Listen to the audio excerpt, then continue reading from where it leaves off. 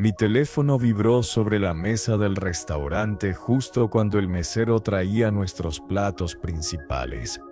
El número era desconocido, pero el mensaje que apareció en la pantalla me heló la sangre. Levántate y vete ahora mismo. No digas nada a tu hija. Tu vida está en peligro. Antes de continuar, por favor, suscríbete al canal, activa las notificaciones y déjanos un comentario diciéndonos desde qué país nos estás viendo. Levanté la vista hacia mi hija Francisca, quien sonreía mientras conversaba animadamente con su esposo Rodrigo sobre sus planes de expandir el negocio familiar. Mis manos temblaban ligeramente mientras sostenía el celular bajo la mesa releyendo ese mensaje que no tenía ningún sentido. «Papá, ¿estás bien?». Francisca me miraba con preocupación. «Te pusiste pálido de repente». 68 años de vida me habían enseñado a confiar en mis instintos. 40 años trabajando en la industria minera, enfrentando derrumbes, accidentes y decisiones que podían costar vidas, me habían dado un sexto sentido para el peligro. Y en ese momento cada célula de mi cuerpo me gritaba que algo estaba terriblemente mal. Me siento un poco mareado. No era mentira. Mi corazón latía como tambor de guerra. Creo que la presión arterial me está jugando una mala pasada. Rodrigo se inclinó hacia adelante con expresión de falsa preocupación. «Don Héctor, necesita que llamemos a un médico. Podemos cancelar la cena e ir directo a una clínica». «No». Logré ponerme de pie, aferrándome al borde de la mesa. «Solo necesito aire fresco. Voy al baño un momento y luego salgo a caminar». «Papá, te acompaño». Francisca comenzó a levantarse. «No». La palabra salió más fuerte de lo que pretendía. «Perdón, hija. Es solo que necesito un momento a solas. Ya sabes cómo soy con estas cosas». Caminé hacia los baños del restaurante Casa Lastarria con pasos que esperaba parecieran normales, aunque mi mente trabajaba a 1000 por hora. ¿Quién me había enviado ese mensaje? ¿Por qué mi vida estaría en peligro cenando con mi propia familia? Pero lo que no sabía era que esa cena había sido planificada meticulosamente durante semanas, y que el plato que esperaba en mi lugar contenía algo mucho más peligroso que calorías. Una vez en el baño, cerré la puerta del cubículo con pestillo y marqué el número desconocido. Respondieron al primer timbre. «Don Héctor, gracias a Dios que llamó». La voz era femenina, joven, con un acento que reconocí vagamente. «Soy Carla, trabajo en la cocina del restaurante. No tenemos mucho tiempo». «¿Quién eres? ¿Cómo sabes mi nombre?» «Soy prima de Rosa, su empleada doméstica. Ella me pidió que lo vigilara esta noche porque estaba preocupada por usted». Su voz temblaba. «Don Héctor», vi cómo su yerno le puso algo al bife Wellington que ordenó. Una botellita pequeña, vertió el contenido mientras el chef no miraba. El mundo se inclinó bajo mis pies. ¿Qué cosa le puso? No lo sé, pero después lo escuché hablando por teléfono en el pasillo de servicio. Dijo que en media hora usted estaría tan desorientado que firmaría cualquier documento que le pusieran enfrente. Documentos. La reunión de esta noche no era solo una cena familiar. Rodrigo había insistido en que trajera los papeles de transferencia de acciones de mis 3 empresas mineras. Solo para revisarlos juntos, suegro. Quiero asegurarme de que cuando usted se retire todo quede bien estructurado para Francisca. Mis empresas valían aproximadamente $8 millones. 3 operaciones mineras en el norte de Chile que había construido desde cero después de trabajar 20 años como ingeniero para otras compañías. ¿Dónde estás ahora?, le pregunté a Carla. En la cocina. Su familia está preguntando por usted. Su hija parece genuinamente preocupada. pero su yerno sigue mirando su reloj cada 30 segundos. Necesito que hagas algo por mí. ¿Puedes tomar una foto de mi plato sin que nadie te vea? Ya lo hice. Se la envío ahora. Mi teléfono vibró con una imagen. El bife Wellington se veía perfectamente normal, elegante presentación con salsa de hongos y espárragos al lado.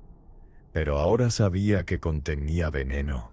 No veneno. Algo para drogarme, para hacerme vulnerable, para convertirme en un viejo confundido que firmaría documentos sin comprender lo que hacía.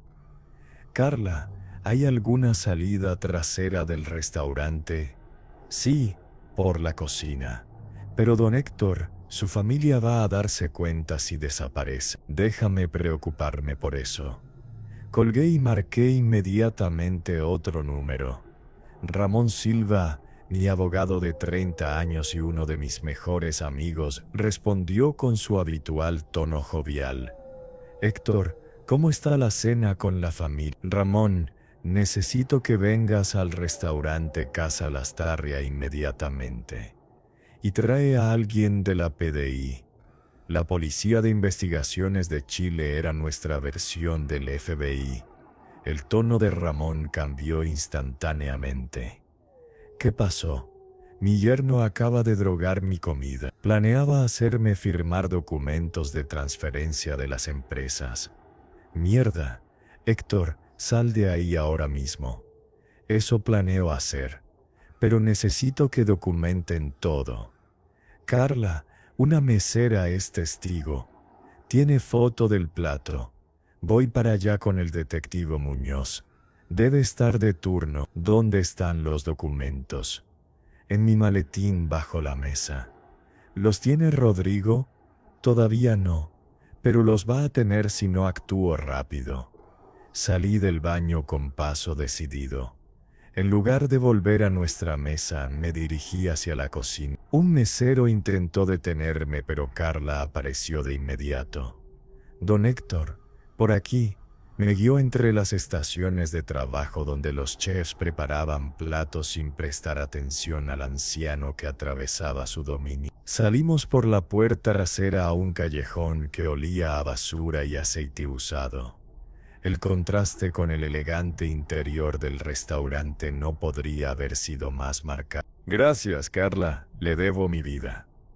Rosa me contó que usted le pagó la operación de corazón de su madre el año pasado.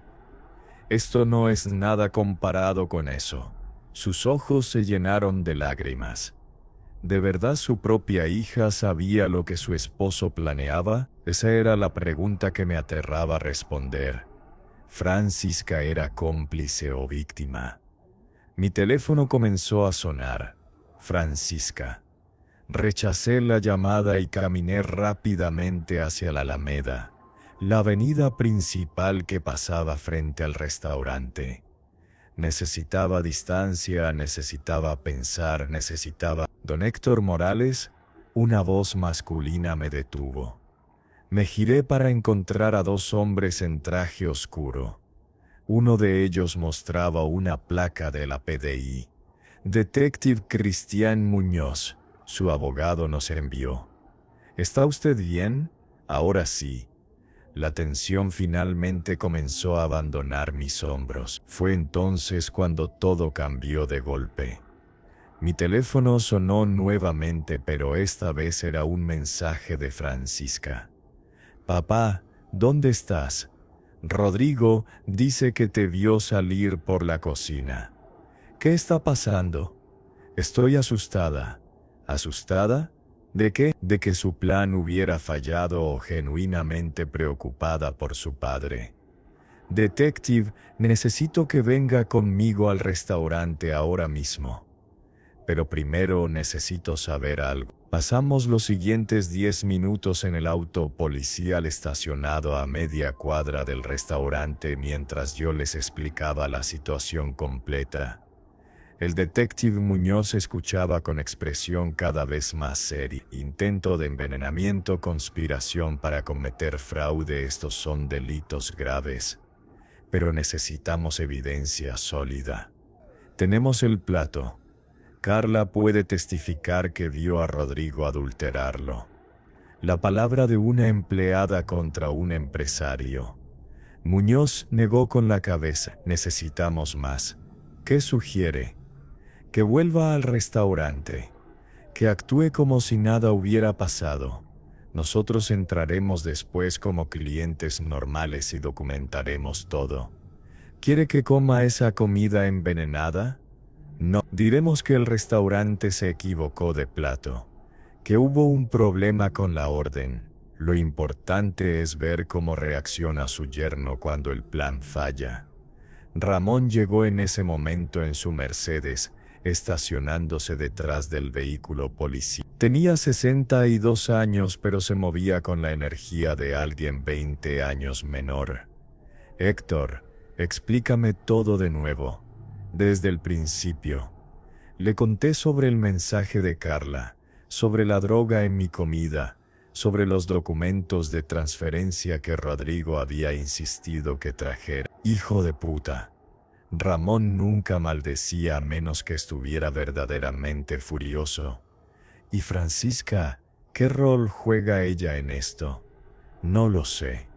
Necesito averiguarlo. El detective Muñoz intervino.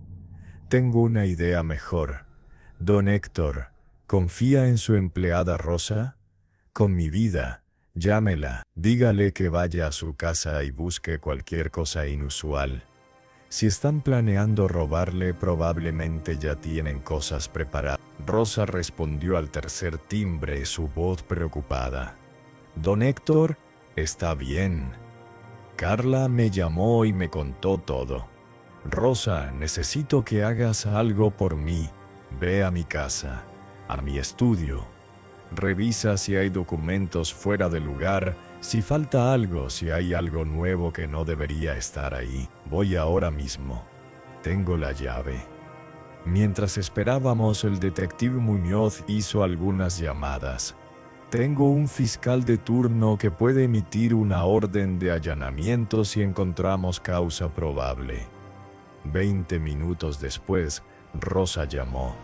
Su voz sonaba ahogada, como si hubiera estado llorando. Don Héctor, encontré algo terrible. ¿Qué cosa? En el cajón de su escritorio, alguien puso documentos nuevos, transferencias bancarias ya firmadas, pero la firma no es suya. Es una falsificación. Y hay más, órdenes de venta de acciones fechadas para mañana, todo falsificado. La traición se hundió más profundo. No solo planeaban drogarme esta noche, tenían un plan B preparado. Documentos falsificados por si yo no cooperaba. Rosa, no toques nada. El detective Muñoz va a enviar a alguien. Pero lo que no sabía era que mientras hablaba con Rosa dentro del restaurante Casa Lastarria, Rodrigo había comenzado a desesperarse. Francisca marcaba mi número por 15ª vez. Sus manos temblaban mientras Rodrigo paseaba nerviosamente junto a nuestra mesa abandonada. Algo salió mal. Rodrigo hablaba en voz baja pero urgente. Tu padre no debería haber salido. Debería estar aquí comiendo, drogándose sin saberlo. ¿Drogándose? Francisca lo miró con horror. ¿De qué estás hablando? Y en ese momento, mi hija descubrió la verdad sobre el hombre con quien se había casado 2 años atrás. El plan era simple, Francisca. Lo drogamos sutilmente, esperamos 30 minutos y luego le presentamos los documentos de transferencia. En su estado confundido, firma sin pensar. Mañana, cuando se despierte y no recuerde bien la noche, ya será demasiado tarde. ¿Drogarlo? La voz de Francisca subió de tono. Estás loco. Es mi padre. Es un viejo terco que tiene $8 millones que deberían ser nuestros. Rodrigo finalmente reveló su verdadera naturaleza. Tú eres hija única. Ese dinero te corresponde. Solo estoy acelerando lo inevitable. Acelerando, Francisca se puso de pie bruscamente. ¿Qué más has hecho, Rodrigo? Nada que tú no vayas a agradecer cuando tengamos el control de las empresas mineras.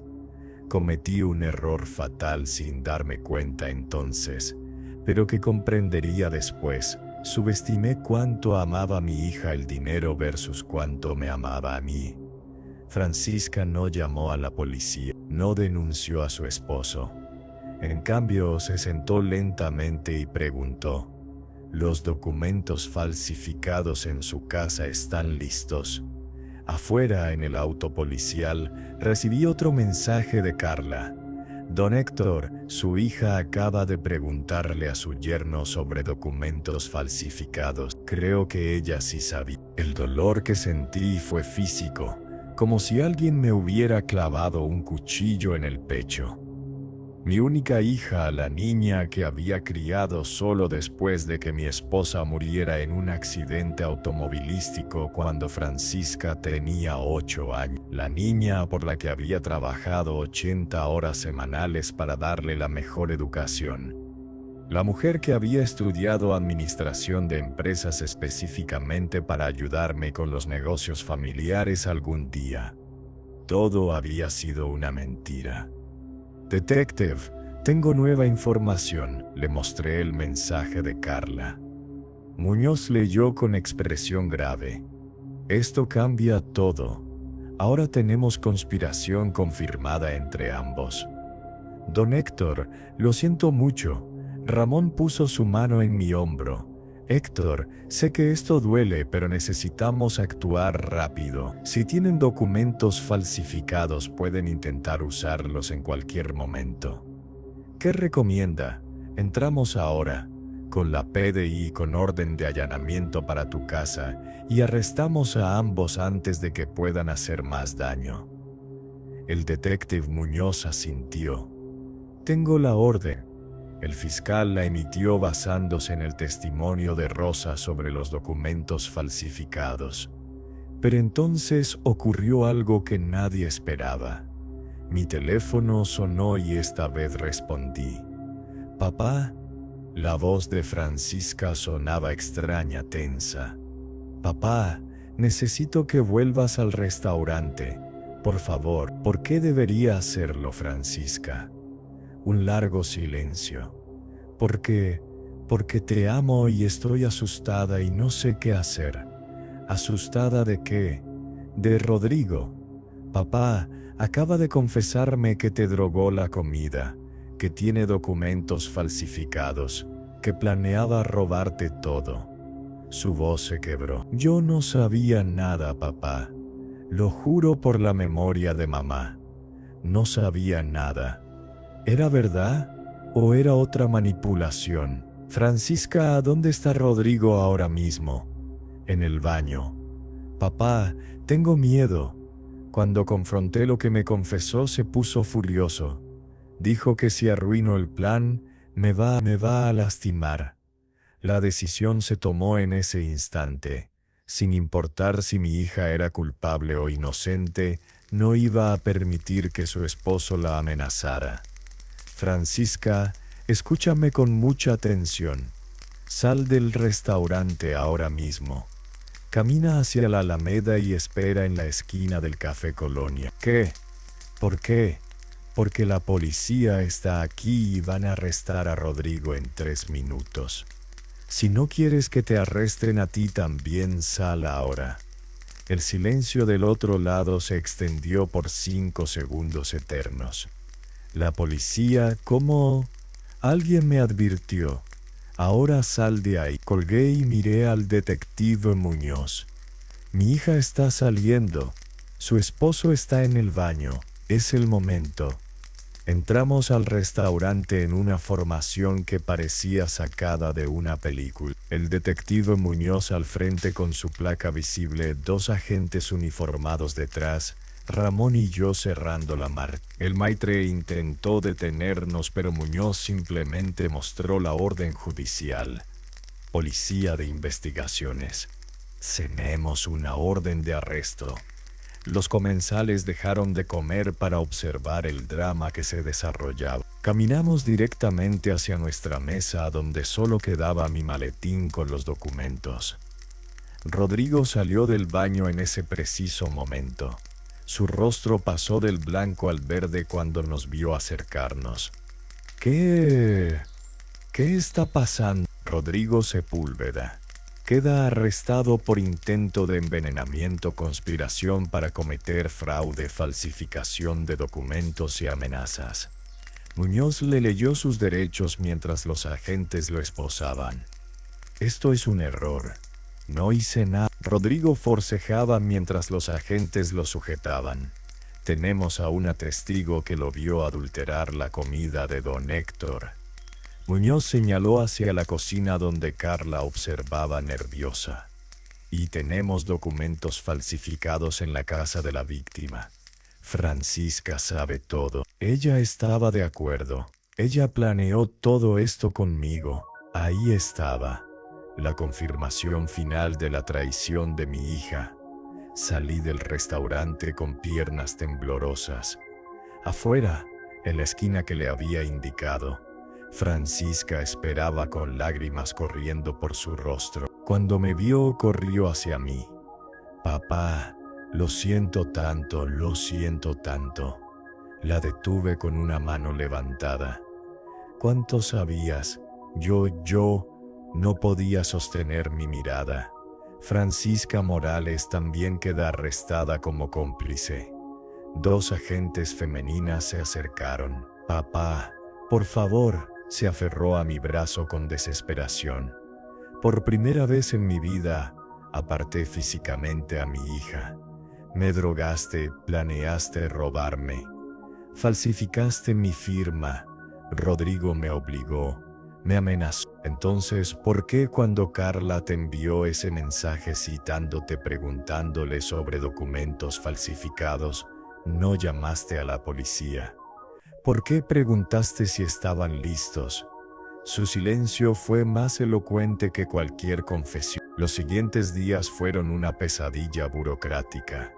Declaraciones en la fiscalía, análisis del plato envenenado que contenía flunitrazepam, una droga similar al rohypnol, revisión de los documentos falsificados encontrados en mi casa, análisis forense que confirmó que tanto Rodrigo como Francisca habían estado en mi estudio la semana anterior, sus huellas dactilares por todas partes. Lo que descubrí durante la investigación fue aún peor. Rodrigo tenía deudas de juego por más de 3 millones de pesos. Había apostado el dinero de la dote de Francisca. Había vendido en secreto el apartamento que yo les había regalado como regalo de bodas. Había falsificado mi firma en cheques que Rosa había encontrado en la basura de mi casa. Y Francisca lo sabía. Los registros de WhatsApp recuperados por la PDI mostraban meses de conversaciones donde ambos planificaban cómo solucionar el problema del viejo. En uno de los mensajes, fechado 3 semanas antes de la cena fatal, Francisca escribía: «Papá nunca va a firmar voluntariamente. Tenemos que forzarlo de alguna manera. ¿Qué tal si lo asustamos con un diagnóstico médico falso?» La respuesta de Rodrigo: «Mejor drogarlo, más rápido, menos riesgo de que sospeche algo». El juicio fue rápido. Tanto Rodrigo como Francisca se declararon culpables después de que el fiscal presentara evidencia abrumadora. Rodrigo recibió 8 años de prisión. Francisca 5 años con beneficios carcelarios por colaborar parcialmente con la investigación. 3 meses después del arresto recibí una carta de Francisca desde el Centro Penitenciario Femenino de San Joaquín. «Papá, sé que no tengo derecho a pedirte perdón. Sé que lo que hice fue imperdonable. Rodrigo me manipuló. Me hizo creer que tú nos estabas negando lo que nos correspondía por derecho. Me convenció de que eras egoísta, de que acumulabas riqueza que deberías compartir. Pero ahora, en esta celda con tiempo para pensar sin su voz en mi oído, me doy cuenta de que fui yo quien fue egoísta. Tú trabajaste 40 años para construir esas empresas. Cada peso, cada mina, cada decisión difícil. Y yo quise tomarlo todo sin haber ganado nada. Lo siento, pap, lo siento por ser tan codiciosa que estuve dispuesta a destruirte. Si algún día puedes perdonarme, aunque sea un poco, estaré esperando. Doblé la carta y la guardé en el cajón de mi escritorio, junto a todas las otras cartas que había recibido durante estos 3 meses. No había respondido ninguna. Rosa entró con café y el periódico de la mañana. Don Héctor, el abogado Ramón, llamó. Dice que los papeles de divorcio de Francisca están listos para su firma como testigo. Gracias, Rosa. ¿Va a ir a verla algún día? La pregunta que me hacía cada mañana desde que Francisca fue encarcelada. No lo sé. Ramón llegó esa tarde con documentos nuevos. Héctor, necesitamos hablar sobre tu testamento. ¿Qué pasa con él? Francisca sigue siendo tu heredera universal. Si algo te pasa antes de que salga de prisión, ella heredará todo de todas formas. La ironía era devastadora. Después de intentar robarme, después de drogarme, después de falsificar documentos, mi hija todavía recibiría todo cuando yo muriera. Cámbialo. Las 3 empresas mineras irán a un fideicomiso educativo para estudiantes de ingeniería de bajos recursos. Mi casa y ahorros personales para Rosa y su familia por haberme salvado la vida. Y Francisca, nada, ni un peso. Ramón abrió su portafolio y sacó documentos preparados. Anticipé tu decisión. Solo necesito tu firma. Firmé con mano firme, sintiendo no alivio sino un vacío profundo. Mi única familia perdida por codicia. 5 años después, el día de su liberación, Francisca vino a mi puerta. Se veía delgada, envejecida, rota. Tenía 37 años, pero parecía de 50. Hola, papá. Francisca, ¿puedo pasar? Me hice a un lado sin decir palabra. Ella entró lentamente mirando la casa donde había crecido como si fuera un museo de vida perdida. Papá, pasé 5 años pensando en lo que hice. Tuve terapia, trabajé en la panadería de la prisión, aprendí a ser humilde. Aprendí que el dinero no vale nada comparado con el amor de un padre. Se sentó en el sofá, en el mismo lugar donde solía sentarse cuando era niña. No vengo a pedirte que me perdones, vengo a decirte que te amo, que lamento cada segundo de lo que hice, y que si me das la oportunidad, pasaré el resto de mi vida demostrándote que puedo ser la hija que merecías. La miré durante largo tiempo, esta mujer que había compartido mi sangre, mi apellido, mi vida, esta extraña que había planeado destruirme. Francisca, cambié mi testamento. No vas a heredar nada cuando muera. Lo sé, me lo dijo el abogado, y está bien, es lo que merezco. Tengo 73 años ahora. 5 años envejecen mucho a un hombre, especialmente cuando ese envejecimiento viene con traición. Lo sé, papá, pero me detuve, luchando con las palabras que sabía que necesitaba decir. Pero también pasé 5 años solo, sin familia, sin nadie que me llame papá. Sus ojos se llenaron de lágrimas. Si quieres una oportunidad para demostrar que has cambiado, tendrás que empezar desde cero. Como extraña, no como hija. Ganarás cada migaja de confianza que alguna vez te di tan fácilmente. Lo entiendo. Rosa necesita ayuda en la casa. Está mayor ahora, No puede hacer todo solo. El trabajo paga salario mínimo y tendrás que dormir en el cuarto de servicio. ¿Te interesa? Francisca miró alrededor de la mansión donde había crecido como princesa. Ahora se le ofrecía vivir allí como empleada. Acepto. Empiezas mañana a las 6 de la mañana. Los primeros meses fueron tensos. Francisca trabajaba duramente, limpiando, cocinando, ayudando a Rosa con las tareas del hogar. Nunca se quejaba, nunca pedía privilegios. A veces la escuchaba llorar en su cuarto por las noches. Lentamente, muy lentamente, algo comenzó a reconstruirse entre nosotros. No era lo que teníamos antes. Eso había muerto la noche que intentó drogarme.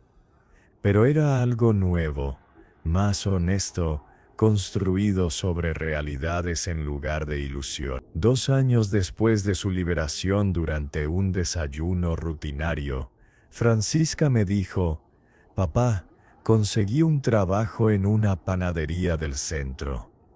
No paga mucho, pero es honesto y me gusta hornear. Voy a mudarme a un departamento pequeño en Estación Central. Ya no quieres trabajar aquí. Necesito demostrarme a mí misma que puedo sobrevivir sin tu dinero, que puedo ser alguien por mis propios méritos». Asentí, sintiendo algo parecido al orgullo. «Está bien, pero ¿puedo venir a visitarte los domingos? Para desayunar juntos». Me gustaría eso. Hoy, 3 años después de ese desayuno, Francisca es la gerente de esa panadería. Vive modestamente en su departamento pequeño. Viene cada domingo sin falta a desayunar. Hablamos de cosas simples: el clima, las noticias, sus recetas nuevas. Nunca hablamos de aquella noche en el restaurante Casa Lastarria. Nunca mencionamos los documentos falsificados o el flunitrazepam en mi comida. Esas cosas viven en el pasado, fantasmas que ambos preferimos no invocar. Mi testamento sigue igual. Francisca no heredará nada, pero le ayudo con su renta a veces, cuando sé que el dinero está ajustado. Compro pan en su panadería cada semana. Son gestos pequeños que dicen lo que mis palabras no pueden, que tal vez, lentamente, en algún nivel profundo, algo parecido al perdón está comenzando a brotar. Rosa, quien ahora tiene 70 años, me preguntó ayer: «Don Héctor, ¿algún día va a cambiar ese testamento?». No lo sé, Rosa. Tal vez o tal vez no. El dinero ya no importa tanto como solía hacer. Lo que aprendí de todo esto es simple pero devastador. La familia no es garantía de amor. La sangre no es garantía de lealtad. Y el perdón, si llega, no es un momento, sino un proceso que puede durar toda una vida. Francisca perdió $8 millones por codicio. Yo perdí a mi única hija por 3 años. Ambos pagamos precios terribles por errores que parecían soluciones fáciles en su momento. Pero ella aprendió algo que el dinero nunca podría enseñar: el valor del trabajo honesto, la dignidad de ganarse el respeto en lugar de heredarlo, y el peso real de las consecuencias. En cuanto a Rodrigo, supe por el abogado que salió de prisión hace 6 meses. Está viviendo con su madre en Valparaíso, trabajando en un taller mecánico.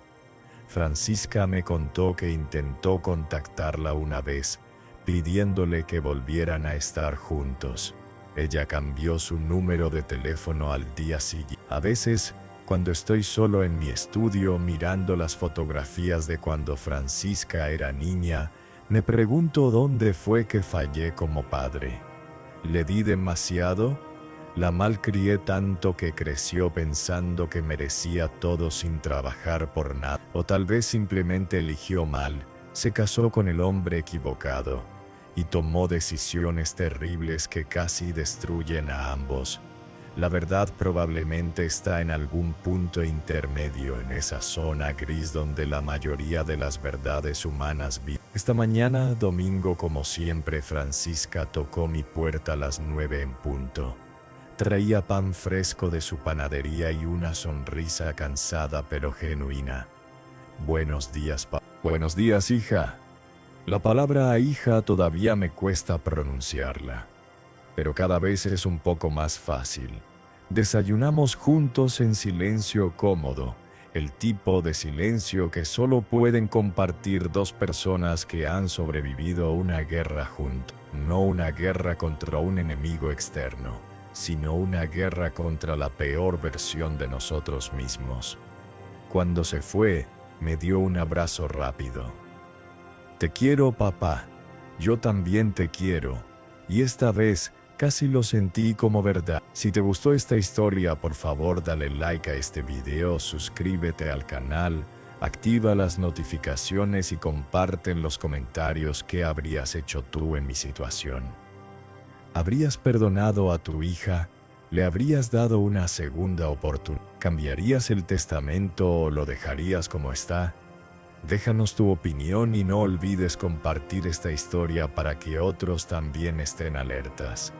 La traición familiar es más común de lo que pensamos, y todos necesitamos estar preparados. Para escuchar la siguiente historia, haz clic en el video sugerido.